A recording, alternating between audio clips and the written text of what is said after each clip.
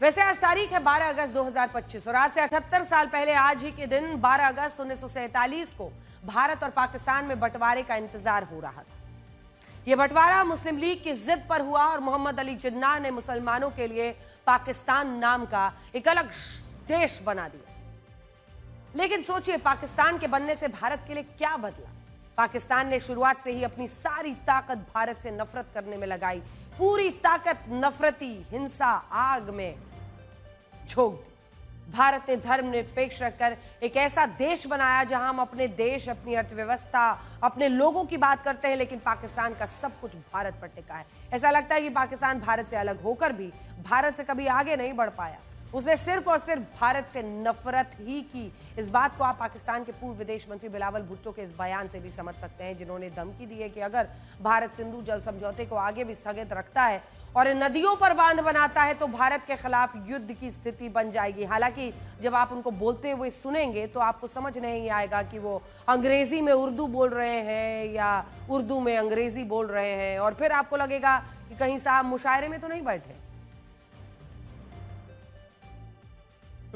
इनको सुनना भी एक दिलचस्प मसला होता है। बिलावल भुट्टो से पहले जनरल असम मुनीर ने भी सिंधु जल समझौते को लेकर यह धमकी दी थी कि अगर भारत नदियों पर बांध बनाता है तो पाकिस्तान भी मिसाइलें दागकर इस बांध को नष्ट कर देगा। इन बयानों से आप ये समझ सकते हैं कि भारत ने सिंधु जल समझौते को स्थगित करने का जो फैसला किया वो बराबर पाकिस्तान की दुखती रग को दबा रहा है। बार बार यह समझौता साल 1960 में हुआ था, जिसके तहत प्रमुख रूप से 3 नदियों का पानी पाकिस्तान को मिलना था, जिसमें से एक है सिंधु नदी, दूसरी है झेलम नदी और तीसरी है चेनाब नदी। लेकिन अब जब भारत ने इन नदियों का पानी रोक दिया है और इस समझौते को अनिश्चितकाल के लिए स्थगित कर दिया है, तब पाकिस्तान बुरी तरह से तड़प रहा है।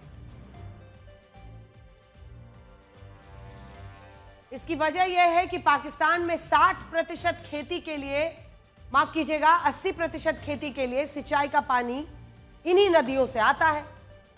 यही नदियां पाकिस्तान के 90% फूड प्रोडक्शन को प्रभावित भी करती थी।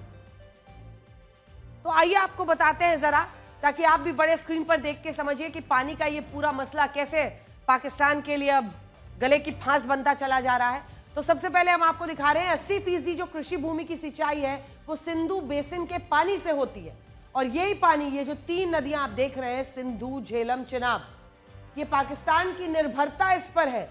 और इन्हीं नदियों से पाकिस्तान की अर्थव्यवस्था में 25% का योगदान होता था, और कराची, लाहौर, मुल्तान जैसे बड़े शहरों के पानी और रोजमर्रा की जरूरत का पानी भी इन्हीं नदियों से आता था। लेकिन अब जब भारत ने सिंधु जल समझौते को स्थगित कर दिया है और ये कहा है कि खून और पानी एक साथ नहीं बह सकते, तब पाकिस्तान में किसानों की हालत खराब हो रही है। इसका सीधा असर अनाज फसलों के उत्पादन पर पड़ रहा है, और बार बार मुनीर वहां पर जा रहा है अमेरिका में। पाकिस्तान की चिंता का सबसे बड़ा कारण यह है कि वहां पहले ही दाने दाने के लिए दंगे हो चुके हैं। आटे की लाइनों ने लोगों को पहले से थका दिया है। अब सिंधु जल समझौते के स्थगित होने से एक और नया खाद्य संकट उसके लिए सामने खड़ा हो गया है।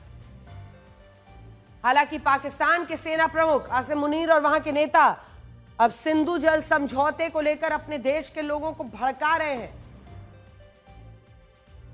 लेकिन ये तस्वीरें सब कुछ बता रही हैं। वहां पर आम लोगों की जो दिक्कतें हैं वो बता रही हैं। लाइनों में खड़े खड़े यहां वहां खाने के लिए भगदड़ मचता हुआ दिखाई दे रहा है।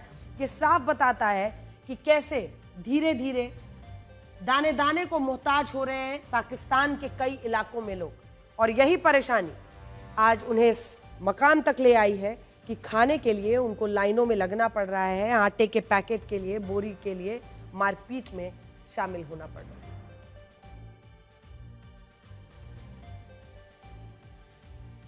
आज हमारा एक सुझाव है, पाकिस्तान के 25 करोड़ लोग अपने देश की सेना और सरकार पर आतंकवाद को खत्म करने के लिए दबाव बनाएं। हाफिज सईद, मसूद अजहर जैसे आतंकियों पर कार्रवाई के खिलाफ सड़कों पर उतरें, अपनी सरकार और सेना को इतना मजबूर कर दें कि वो इनका पालन पोषण ही बंद कर दे। और जिस दिन पाकिस्तान में आतंक की ये दुकानें बंद हो जाएंगी, उस दिन भारत पाकिस्तान को इन नदियों का पानी भी देने लग जाएगा। आपकी मुश्किलें कम होगी और आपके लिए, आपके बच्चों के लिए एक बेहतर भविष्य तो होगा।